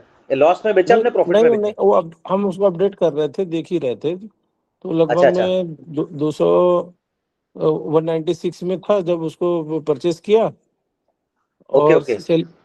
सेलिंग वो लगभग में 224 में हुआ था जब उसको हमने सेल कर दिया था, अच्छा, तो 224 में। वो लगभग 80 रुपए कट गया था सर उसमें। जी जी, तो मंगेश जी, आपका नाम मंगेश ही है ना सर? जी जी जी। हाँ मंगेश जी, ये देखना पड़ेगा आपका जो भी वहाँ पे आपको एक टैक्स इनवॉइस यानी कुछ तो आपको मिला होगा ना उसका स्टेटमेंट। तो वो स्टेटमेंट स्टडी करने के बाद हम नहीं जान सकते हैं कि एग्जैक्टली कहाँ पैसे कटे, है ना? तो आप कांटेक्ट एक्चुअल कर में सकते हैं। हम नहीं, एक्चुअल में हम लोग को उतना अनुभव भी नहीं है, बस ऐसा हम लोग जी देख के जी। लगा लिए काट लिए इस टाइप का है। यानी फायदा का हाँ भी नहीं कोई हमको वो मतलब नहीं है, और ना घाटे का कोई मतलब है। नहीं पर नहीं एक नहीं, है यानी सीखने की दृष्टि से समझना ऐसा जरूरी है। कही थे। जी जी जी, जी। समझना वो जरूरी है। हाँ बस वो समझ के लिए ही हम लोग थोड़ा बहुत इस टाइप से डाला थे सर। बिल्कुल बिल्कुल। तो फिर भी मैं चाहूंगा कि आप पर्सनली कांटेक्ट करें और हम उसे समझें, सर ताकि हम जी हमारे जी बाकी जी। साथियों को भी बता सकें। हाँ जी जी जी सर, हम अभी आपका नंबर सर इसमें शेयर कर देंगे, तो हम आपसे पर्सनली कॉल करके थोड़ा समझ लेंगे सर। धन्यवाद धन्यवाद। Next question please. जी sir, thank you sir. Welcome. किसी और का क्वेश्चन है तो वो अविनाश जी, सारिका जी का हैंड रेज है। सारिका जी, आप अपना क्वेश्चन पूछ सकते हैं। शुक्रिया। अविनाश जी, ये जो अभी डिजिटल गोल्ड का आ रहा है टाटा या इन लोगों का, ये इसका सेफ्टी कितना है अगर लेना चाहे गोल्ड बॉन्ड इन के यस यस यस। तो पूरी तरह से ये सेफ है मैम, क्योंकि ये इसमें कोई भी जैसे म्यूचुअल फंड में हमें यूनिट्स मिलते हैं या जैसे आप शेयर्स खरीदते हो, है ना, तो ये वैसे ही CDSL NSDL के पास में सेफ है, यानी यूनिट्स ही रहते हैं। आपके जो भी अमाउंट है उसका कोई गोल्ड नहीं खरीदा जाता, ये यूनिट्स है, तो ना इसमें चोरी होने का डर है ना कुछ, और कम कीमत पे भी आप बट खरीद इसमें गवर्नमेंट का रेगुलेशन कितना है? ये तो प्राइवेट ये कंपनियों के बॉन्ड है ना? नहीं नहीं नहीं नहीं नहीं, हाँ मैं एक चीज आपको बताना चाहूंगा। ये जो सोवरेन गोल्ड बॉन्ड्स होते हैं, है ना, गोल्ड ETF के माध्यम से आप खरीद सकते हो। आपको अगर डिजिटल गोल्ड खरीदना है तो गोल्ड ETF आप खरीदिए, या फिर गोल्ड अलग अलग म्यूचुअल फंड्स होते हैं वो खरीदिए। अलग अलग एड्स जो आते हैं, गुल्लक और ये सारी जो चीजें हैं, ये शायद उतना कंट्रोल्ड है या ये पता नहीं, तो इसीलिए आपको अगर डिजिटल गोल्ड में इन्वेस्ट करना चाहते हैं तो गोल्ड म्यूचुअल फंड्स या गोल्ड ETFs सबसे बेस्ट एसेट्स है मैम। और ये जो गवर्नमेंट के आ रहे थे वो तो बंद हो गए ना, अभी तो वो सिर्फ रीसेलिंग में है। फिलहाल हाँ, SGB शायद थोड़ा सा होल्ड पे हो सकते हैं, लेकिन गोल्ड हाँ, ETF काफी दिनों चालू से है मैम। होल्ड पे है, मैंने बहुत ट्राई किया, नहीं मिले। जी, गोल्ड ETF खरीदिए ना मैडम, गोल्ड ETF के थ्रू आप इन्वेस्ट कर सकते हैं, gold okay, ETF। Thank you. हाँ हाँ, ओके। कोई स्पेसिफिक कंपनी बताएंगे? अलग अलग कंपनियों के है, निप्पॉन गोल्ड ETF भी है, कोटक भी है। आप अगर मुझे व्हाट्सएप कर ठीक, देंगे तो मैं आपको बता भी दूंगा मैम, है ना। Okay, thank you Avinash ji. Welcome welcome. Thank you Sarika ji. जी, कोई और के मन में कोई भी सवाल है आज के सेशन से लेकर? हाँ, एक हैंड रेज है, कपिल कपिल जी। जी कपिल जी, स्वागत है आपका, आप अपना क्वेश्चन पूछ सकते हैं। जी आरती जी, धन्यवाद। अविनाश जी, आपका खूब बहुत बहुत धन्यवाद। आपने जो लेक्चर लिया है या आपने जो इन्फॉर्मेशन दी है, बहुत ही लाभदायक जानकारी है। अब तक जी हम जी इस इंफॉर्मेशन से दूर होते आ रहे हैं, तो ये इन्फॉर्मेशन बहुत ही जरूरी है। इसमें एक छोटी सी चीज ऐड करना चाहता हूँ, अगर आपकी परमिशन हो तो। बिल्कुल बिल्कुल सर, बिल्कुल करिए जी जी। जी जी जी। अभी हम देखते हैं कि अभी हम mutual fund, gold ETF and share market में कुछ 20-25 सालों में अवेयर हो चुके हैं। पहले हम नहीं थे, बहुजन समाज ये इन चीजों से बार बार दूर होता आ रहा है या उसे दूर रखा गया है। करेक्ट पर करेक्ट। हाँ, इसी कड़ी में हम अगर देखते हैं कि आज के दौर में बिटकॉइन जैसी इन्वेस्टमेंट की जो ऑप्शंस है, तो उसमें हमें दूर रखा गया है। इसके बारे में भी थोड़ी सी चर्चा होनी चाहिए, जानकारी लेनी चाहिए हमने, है ना। आपने जो बताया कि जो सिप होता है, सिस्टमेटिक इन्वेस्टमेंट प्लान, है ना। जी जी तो जी जी। जी, बिटकॉइन में भी अभी कैसा है कि कोई कोई बंदे इसमें भी सीप कर सकते हैं। इसका बेनिफिट्स लॉन्ग टर्म बहुत ही अच्छे होने वाले हैं, क्योंकि अभी वर्ल्ड में बिटकॉइन को बाईपास करके हम फाइनेंस मार्केट काम नहीं कर सकता। अभी शेयर मार्केट हो गया, गोल्ड हो गया, है ना, ये मतलब फॉरेक्स हो गया, तो अभी ये 3 नंबर का जो मार्केट है, ये अभी कुछ दिनों, कुछ सालों में बहुत तकरीबन अभी 2 ट्रिलियन का मार्केट हो चुका है उसका। तो हम अभी जी इस कपिल। सच्चाई को अवॉइड नहीं कर सकते। इसमें भी हमें बहुजन लोगों को इसमें हमें अवेयर होने की जरूरत है, काम करने की जरूरत है। एक छोटी सी चीज है कि जो आपने सिप बताया, तो बिटकॉइन में भी सिप कर सकते हैं, बट यहाँ पर सिप जो की जाती है, ऐसा कोई रेगुलेशन नहीं है उसके, या कंपलसरी नहीं है कि आप दिन में या फिर महीने में आपको कंपलसरी इतना पैसा इन्वेस्ट करना ही है। दिन में कर सकते हो, 24 घंटे में कर सकते हो, महीने में कितनी भी बार कर सकते हो। यहाँ पर लिमिटेशन नहीं है, सिर्फ उसको बोला जाता है कि सिप करके। और बिल्कुल हमारा बिल्कुल बिल्कुल। जी बहुजन समाज को इस ये जो फील्ड के बारे में जो दूर रखा गया है ना, इसके बारे में डायलेमा या फिर गलत जानकारी एक तो प्रसारित की गई है ये लोगों ने। एक तो इसको इंडिया में इलीगल माना जाता है, या अभी भी यस। कुछ लोगों को ये स्कीम लगती है। तो ये चीज सत्यता हमें जानकारी लेने की जरूरत है। इस ये मीटिंग के माध्यम से आपको मैं बताना चाहता था। जी धन्यवाद। बिल्कुल बिल्कुल कपिल जी, बिल्कुल बिल्कुल बिल्कुल, धन्यवाद। Thank you Kapil ji. जी, किसी और का यदि कोई क्वेश्चन है अविनाश जी से? हेलो सर, उमंग माटे। जी उमंग जी। मुझे ये पूछना था सर, जैसे आपने कहा कि कोई प्रॉपर्टी अपन सेल करते हैं तो अपना कैपिटल गेन में आ जाता है वो, और उसके जी ऊपर टैक्स लगता है। सपोज वो रियल इस्टेट की जगह पे और कोई चीज़ है, फॉर एग्जांपल अपनी कार सेल की है, और उससे जो अमाउंट अपने को अपने अकाउंट में आता है, तो वो पर्टिकुलर फाइनेंशियल ईयर में क्या उसके ऊपर वो टैक्सेबल एक अमाउंट में ऐड हो जाएगा? कार सेल में आपका डिप्रिसिएशन भी होगा। डिप्रिसिएशन होगा हाँ, ना आपका। जैसे 5 लाख में हाँ, आपने कार खरीदी, लेकिन आप उसको बेच रहे हैं 4 या 3 लाख में, यस। तो उसमें आपको गेन नहीं हो रहा है। गेन नहीं हो रहा है, तो उसमें वो फिर जो अमाउंट मिलेगा वो टैक्स में नहीं आएगा। नहीं नहीं नहीं, डिप्रिसिएशन में उल्टा आपको उसका बेनिफिट आप ले सकते हो, है ना। क्योंकि कार या कोई भी जो है ऐसे एसेट से जिसकी वैल्यू डिप्रिशिएट होती है, हाँ, तो उसका डिप्रिसिएशन का उल्टा आप बेनिफिट ले सकते हो। अच्छा, ओके सर, थैंक यू।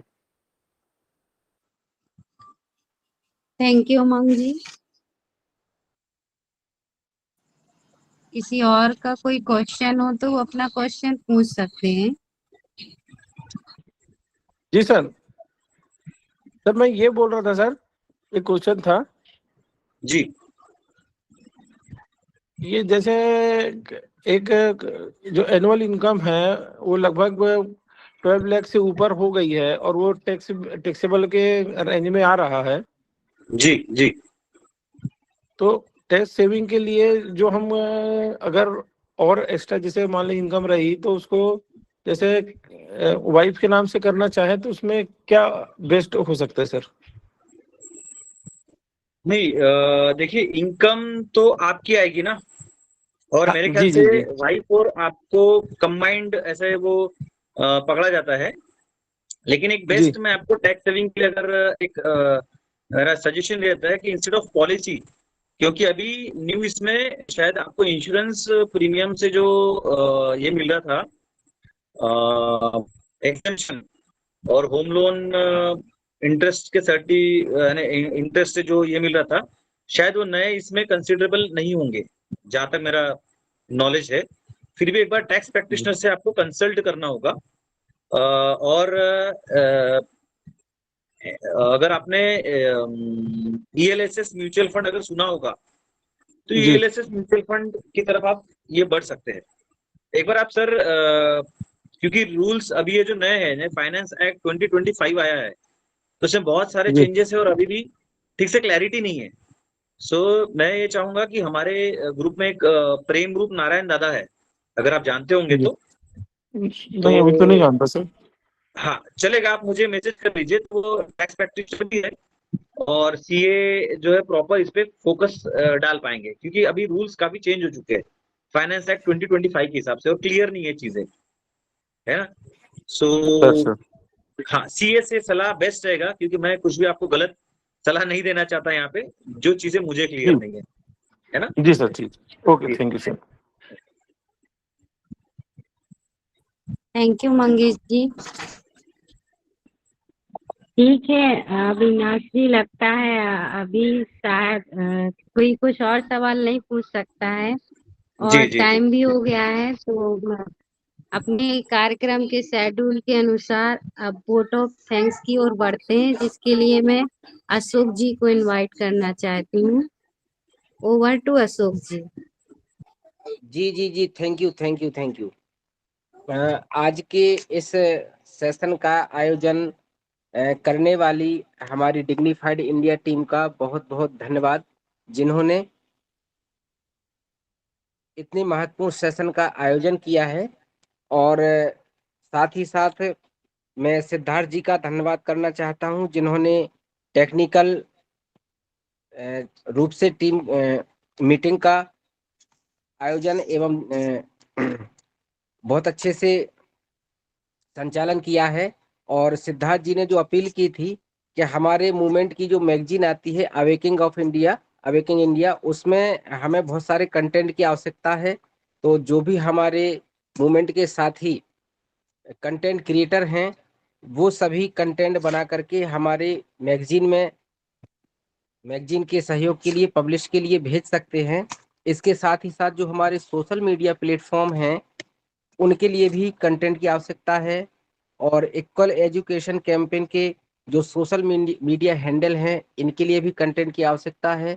तो हम आशा करते हैं कि आज की मीटिंग में उपस्थित इस महत्वपूर्ण ज्ञान साझा कार्यक्रम में उपस्थित सभी सदस्य इस बिंदु पर ध्यान रखते हुए कोशिश करेंगे, या जो भी उनके संपर्क में कंटेंट क्रिएटर युवा साथी हैं उनसे जरूर चर्चा करके हमारी टीम को कंटेंट उपलब्ध कराने में सहयोग देंगे।